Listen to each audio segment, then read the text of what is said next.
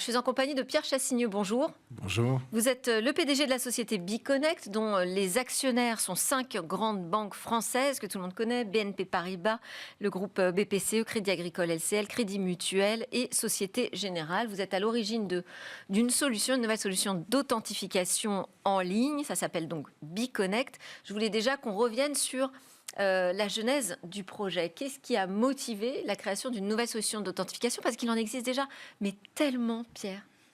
Alors, il en existe, mais la plupart d'entre nous, on utilise encore les logins mots de passe. Les mots de passe, c'est 50 milliards de mots de passe qui sont saisis chaque année en France.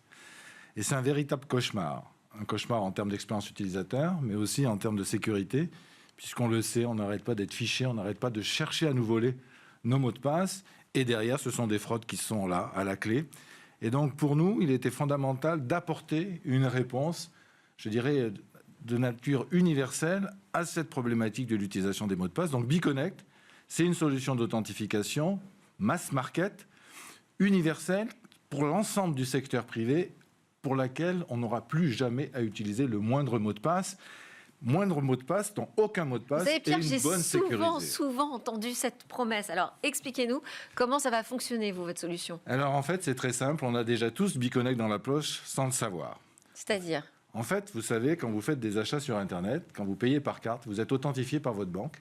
Et l'idée de Biconnect, c'est ça. C'est réutiliser l'infrastructure que les banques ont déployée depuis 5 ou 6 ans dans le monde des paiements, la réutiliser pour sécuriser le check-in, c'est-à-dire les entrées en relation. Donc en fait, on a déjà tous Biconnect, mais à la différence de ce qu'on fait aujourd'hui pour les paiements, on a aussi un moteur d'intelligence artificielle qui fait que dans 80% des cas, il vous suffira de cliquer sur le bouton Biconnect pour accéder à votre service protégé sur Internet sans avoir à saisir ni un login, ni un mot de passe. Ni me connecter sur mon application bancaire et saisir mon identifiant. Dans 80% des cas, vous n'aurez strictement rien d'autre à faire que de cliquer sur le bouton Biconnect. Qu'est-ce qu'elle repère, cette intelligence artificielle, qui lui permet de dire que c'est vraiment moi qui suis en train de m'authentifier?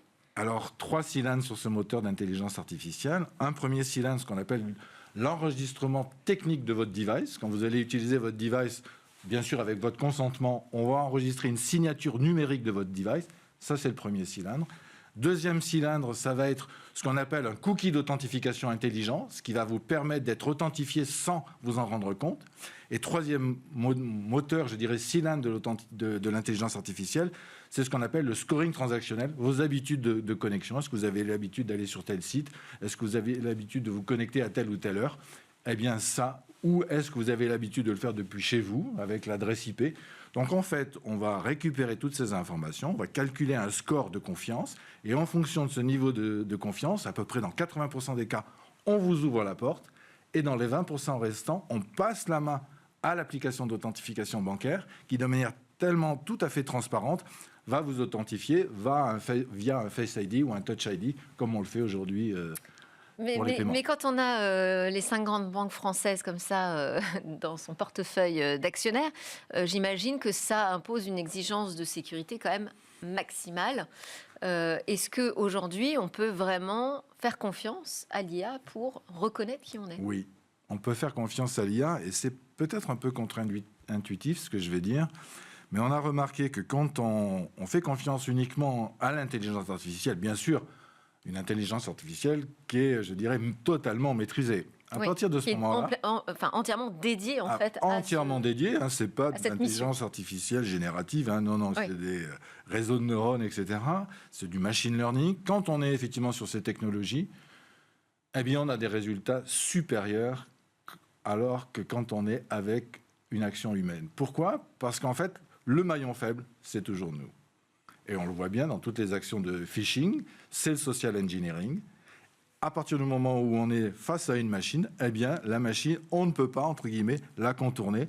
Et donc, on a des résultats, et ça c'est factuel, de sécurité plus forts quand on est avec un moteur d'intelligence artificielle plutôt qu'avec une action d'un utilisateur. Bon, et puis c'est une technologie 100% française?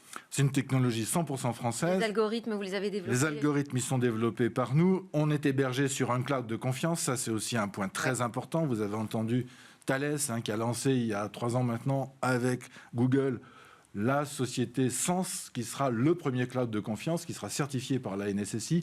On est hébergé dans cette plateforme. D'accord. Lancement prévu? Lancement prévu l'été prochain, Ok. avec 42 millions de personnes qui pourront, dès l'été prochain, bénéficier du service BeConnect. Merci Pierre Chassigneux. Je rappelle que vous êtes donc le PDG de cette société Merci. BeConnect. Et puis on verra ça cet été alors ensemble. Merci. Merci.